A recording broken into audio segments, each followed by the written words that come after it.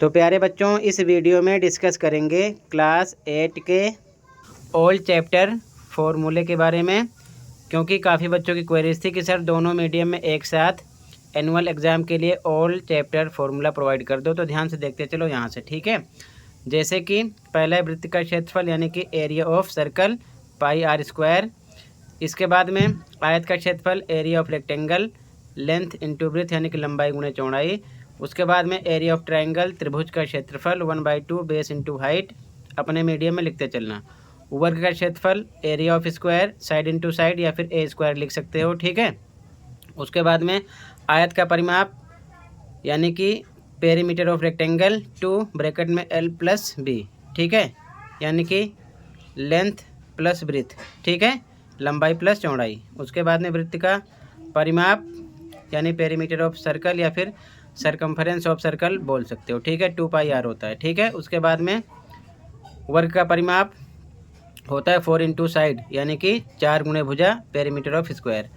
त्रिभुज का परिमाप यानी कि पेरीमीटर ऑफ ट्रायंगल होता है A plus B plus C या फिर लिख सकते हो सम ऑफ ऑल साइड्स, ठीक है, सभी भुजाओं का योग, ठीक है। इसके बाद में आगे ध्यान से देखो, घनाभ का आयतन वॉल्यूम ऑफ क्यूबॉइड LBH। घनाभ का संपूर्ण पृष्ठीय क्षेत्रफल यानी कि total surface area of cuboid 2 bracket में LB plus BH plus HL। L लंबाई है, B चौड़ाई है, H ऊंचाई है, ध्यान रखना, ठीक है। उसके बाद में घन का आयतन volume of cube side cube या भुजा का घन लिख सकते हो या फिर आप A क्यूब लिख सकते हो, ठीक है, A क्यूब डायरेक्ट ऐसा भी लिख सकते हो आप, ठीक है, ध्यान रखना दोनों के लिए A क्यूब। उसके बाद में घन का संपूर्ण पृष्ठीय क्षेत्रफल यानी कि total surface area of cube 6 into side square यानी कि 6 गुणे भुजा का स्क्वायर या फिर लिख सकते हो 6A स्क्वायर। A क्या है, साइड है, ठीक है, इसकी जगह ये लिख सकते हो। फिर बेलन का आयतन पाई आर स्क्वायर H यानी कि वॉल्यूम ऑफ सिलेंडर। बेलन का संपूर्ण पृष्ठीय क्षेत्रफल या फिर कुल पृष्ठीय क्षेत्रफल यानी कि total surface area of cylinder 2πr bracket में R प्लस H। इसके बाद में बेलन का वक्रपृष्ठ 2πrh यानी कि सरफेस एरिया ऑफ सिलेंडर। इसके बाद में सम चतुर्भुज का क्षेत्रफल यानी कि area of rhombus 1/2 D1 into D2 यानी कि विकर्णों का गुणनफल, ठीक है। इसके बाद में समलंब चतुर्भुज का क्षेत्रफल यानी कि area of trapezium 1/2 A plus B into H, ठीक है। यहाँ पर A B क्या समांतर भुजाओं का योग है, ठीक है। उसके बाद में समबाहु त्रिभुज का क्षेत्रफल यानी कि area of equilateral triangle √3/4 side square या फिर A स्क्वायर लिख सकते हो। उसके बाद में समांतर चतुर्भुज का क्षेत्रफल यानी कि area of parallelogram base into height यानी कि आधार गुणे ऊंचाई बेस इंटू हाइट, ठीक है। आगे अब इसके बाद में मीन का फॉर्मूला यानी कि माध्य का, मीडियन का यानी कि माध्यक का, रेंज का यानी कि परिसर का, lateral surface area of cube यानी कि घन का पार्श्व पृष्ठीय क्षेत्रफल 4A स्क्वायर।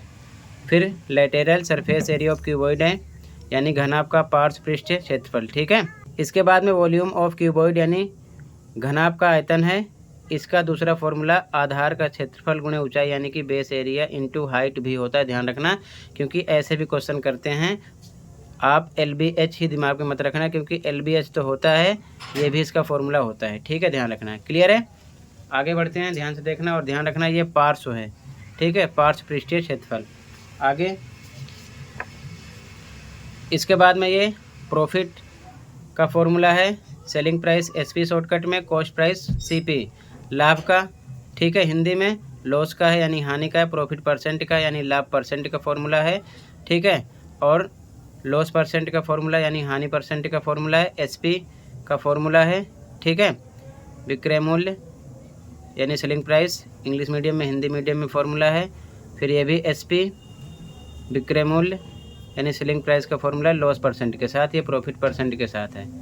यहाँ पर SP का फॉर्मूला है प्रॉफिट परसेंट के साथ यानी विक्रय मूल्य का, और यहाँ पर SP का फॉर्मूला लॉस परसेंट के साथ में है डायरेक्ट, ठीक है, यानी विक्रय मूल्य का फॉर्मूला, ठीक है, ध्यान रखना। वर्कशीट में ऐसे फॉर्मूले का यूज किए हुआ आप अच्छे से लिखकर नोट कर लेना, तैयार कर लेना, ठीक है। इसके बाद में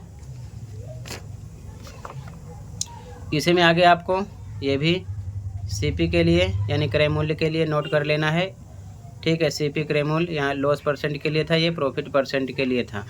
ठीक है। MP मार्केट प्राइस का फॉर्मूला अंकित मूल्य का फॉर्मूला है। ठीक है। SP विक्रय मूल्य का फॉर्मूला है डिस्काउंट परसेंट यानी बट्टा परसेंट के साथ। ठीक है, क्लियर है। तो ऐसे इसको भी नोट कर लेना। आगे देखो ध्यान से,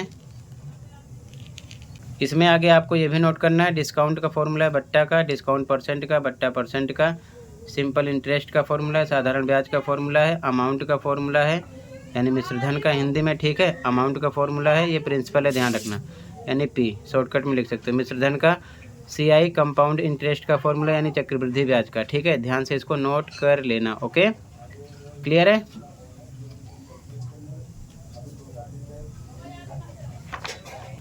अब इसके बाद में ये भी आपको नोट कर लेना है, इसमें से भी आपको क्वेश्चन मिलेंगे MCQ टाइप या 2 नंबर में। ठीक है। इसके बाद में आगे ये भी नोट कर लेना कंडीशन बेस्ड, ठीक ना, केस बेस्ड में से फॉर्मूले यूज होंगे कर्ण के लिए, आधार के लिए, लंब के लिए यानी कि HB P के लिए। यहाँ पर H hypotenuse, B base, P perpendicular यानी कि कर्ण, आधार और लंब, ध्यान रखना। ठीक है, ये भी नोट कर लेना। आगे कुछ आइडेंटिटीज़ है, इसे भी आपको ध्यान में रखना है। ठीक है, इसके आधार पर हम क्वेश्चन सॉल्व करते हैं। और यहाँ पर आपको डायरेक्ट प्रोपोर्शन यानी कि प्रत्यक्ष समानुपात और इनवर्स प्रोपोर्शन यानी कि अप्रत्यक्ष समानुपात के बारे में भी ये फॉर्मूला नोट कर लेना है। ठीक है। तो टोटल आपके सिलेबस में जितना चैप्टर आ रहा है सभी के फॉर्मूले एक साथ मैंने डिस्कस कर दिए हैं, नोट करके तैयार कर लो। मिलते हैं अगली वीडियो में। Thank you for watching.